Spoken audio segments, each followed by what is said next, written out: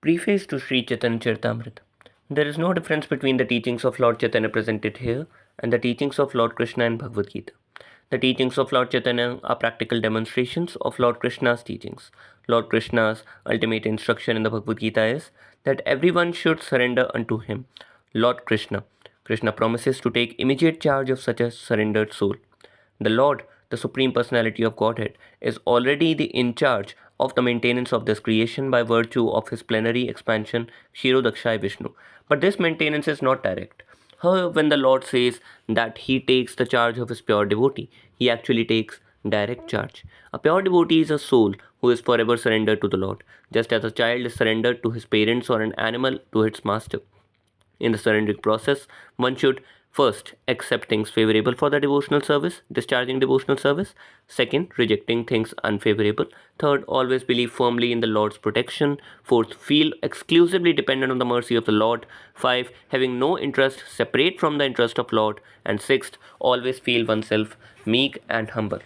The Lord demands that one surrender unto Him by following these six guidelines. But the unintelligent so called scholars of the world misunderstand these demands and urge the general mass of the people to reject them. At the conclusion of the ninth chapter of Bhagavad Gita, Lord Krishna directly orders, always think of me, become my devotee, and worship me alone, and offer obeisance unto me alone. By so doing, the Lord says one is sure to go to Him in His transcendental abode.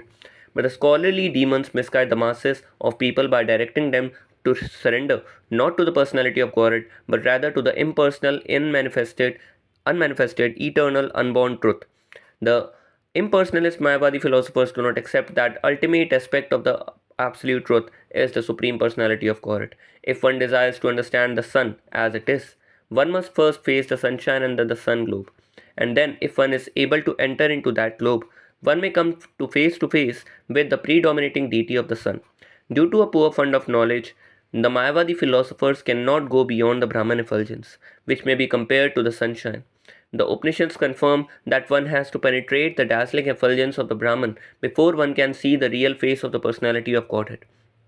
Lord Chaitanya therefore teaches direct worship of Lord Krishna, who appeared as the foster child of the king of Vraja. He also teaches that the place known as Vrindavan is as good as Lord Krishna because Lord Krishna being absolute truth, there is no difference between him and his name, qualities, form, pastimes, entourage, and paraphernalia. That is the absolute nature of the Supreme Personality of God. Lord Chaitanya also teaches that the highest mode of worship in the highest perfectional stage is the method practiced by damsels of Raja. These damsels, gopis or cowherd girls, simply love Krishna without any motive for material or spiritual gain. Lord Chaitanya also teaches that Srimad Bhagavatam is the spotless narration of transcendental knowledge and that the highest goal in human life is to develop unalloyed love for Krishna, the Supreme Personality of Godhead.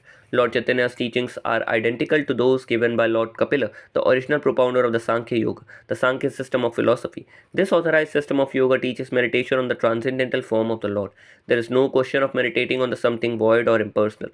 When one can meditate on the transcendental form of the Lord Vishnu, even without practicing involved sitting postures, such meditation is called perfect samadhi.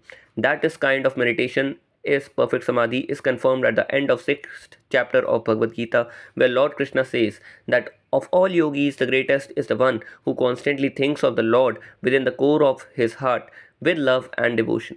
On the basis of Sankhya philosophy of Achintya Bhed Abhed Tattva, which maintains that the Supreme Lord is simultaneously one with and different from his creation, Lord Chaitanya taught that most practical way for the mass of the people to practice Sankhya Yoga meditation is to simply chant the holy name of the Lord.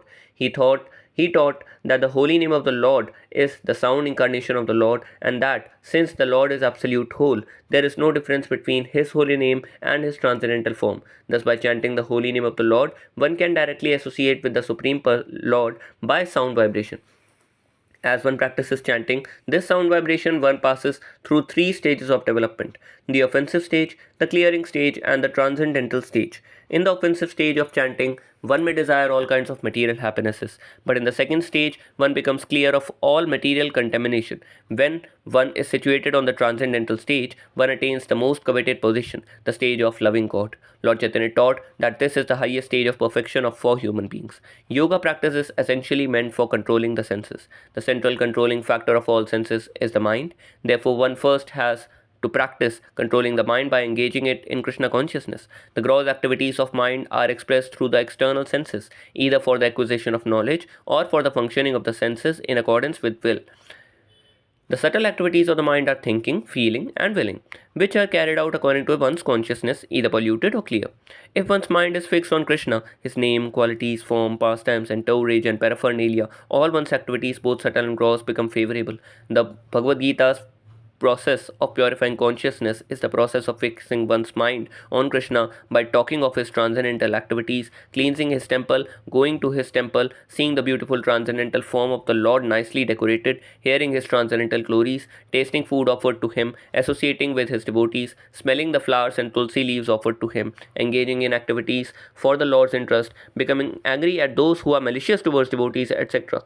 No one can bring these activities of the mind and the senses to a stop, but one can purify these activities through a change in consciousness. This change is indicated in Bhagavad Gita 2.39, where Krishna tells Arjuna of the knowledge of yoga whereby one can work without fruitive results.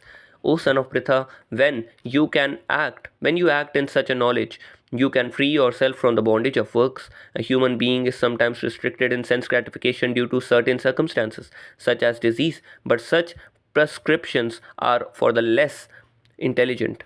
Without knowing the actual process by which the mind and senses can be controlled, less intelligent man may try to stop the mind and senses by force, but ultimately they give in to them and are carried away by the waves of sense gratification. The eight principles of Sankhya Yoga, observing the regulative principles, following the rules, practicing various sitting postures, performing the breathing exercises, withdrawing one's senses from the sense objects, etc., are meant for those who are too much engrossed in the bodily conception of life. The intelligent man, situated in Krishna consciousness, does not try to forcibly stop his senses from acting. Rather, he engages his senses in the service of Krishna. No one can stop a child from playing by leaving him inactive. Rather, the child can be stopped from engaging in nonsense by being engaged in the superior activities. Similarly, the forceful restraint of sense activities by the eight principles of yoga, is recommended for inferior men. Superior men, being engaged in the superior activities of Krishna consciousness, naturally retire from the inferior activities of the material existence. In this way, Lord Chaitanya teaches the science of Krishna consciousness. That science is absolute. Dry mental speculators try to restrain themselves from material attachment, but it is generally found that the mind is too strong to be controlled and that it drags them down to sensual activities. A person in Krishna consciousness does not run this risk. One therefore has to engage one's mind and senses in Krishna conscious activities, and Lord Chaitanya teaches one how to do this in practice. Before accepting sannyas, the renounced order, Lord Chaitanya was known as Vishwambar. The word Vishwambar refers to one who maintains the entire universe and who leads all living entities. This maintainer and leader appeared as Lord Sri Krishna Chaitanya to give humanity these sublime teachings. Lord Chaitanya is the ideal teacher of life's prime necessities. He is the most munificent bestower of the love of Krishna. He is the complete reservoir of all mercies and good fortune. As confirmed in Srimad Bhagavatam, the Bhagavad Gita, and Mahabharata, and the Upanishads, he is the supreme personality of Godhead, Krishna himself, and he is worshipped by everyone in this age of disagreement.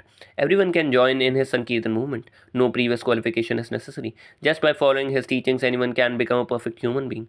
If a person is fortunate enough to be attracted by Lord Chaitanya, he is sure to be successful in his life's mission. In other words, those who are interested in attaining spiritual existence can easily be released from the clutches of Maya by the grace of Lord Chaitanya.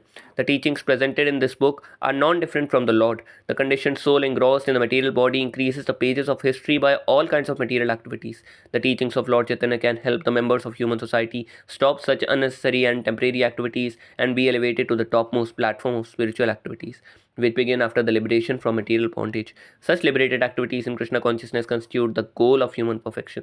The false prestige one acquires by attempting to dominate material nature is illusory. Illuminating knowledge can be acquired by studying the teachings of Lord Chaitanya, and by such knowledge one can advance in spiritual existence. Everyone has to suffer or enjoy the fruits of his activity. No one can check the laws of material nature that govern such things. As long as one is engaged in fruitive activity, one is sure to be baffled in the attempt to attain the ultimate goal of life.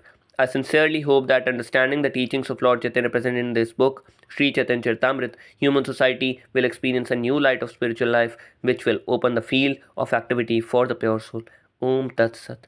A.C. Bhaktivedanta Swami, March 4th, 1968. The birthday of Lord Chaitanya, Sri Sri Radha Krishna Temple, New York, NY. Pancha Kalpatrubhishti Kripa Sindhubhyo Patitanam Pavanebhyo Vaishnavebhyo Namo Namaha.